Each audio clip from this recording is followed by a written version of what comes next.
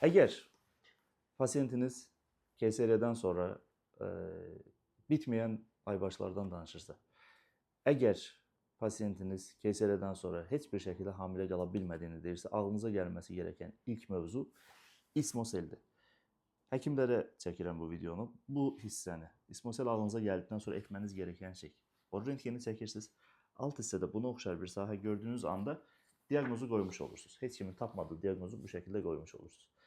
Atanın oğluna deməyəcəyi şeyləri deyirəm sizə, yadınızda saxlayın. Ismosel diaqnozu qoydunuz, bunun həll yolu nədir? Bunun həll yolu əvvəllər illa laparoskopik idi. Qarnından deşik açaraqdan, göbək ətrafından deşik açaraqdan edirdik. Bugünkü gün bunu histeroskopik olaraq da, yəni heç bir deşik kəsik olmadan da edə bilirik. Amma hər pasiyentdə faydalı olmur. Faydalı olan bir qrup var. Biz bunu etdiyimizdə daha böyük əməliyyatlardan qurtarmış oluruq pasiyenti. Bəli, artıq 5-6 ildir bu ölkədə bunu histeroskopik olaraq düzəldirik, edirik. Bilin və agah olun.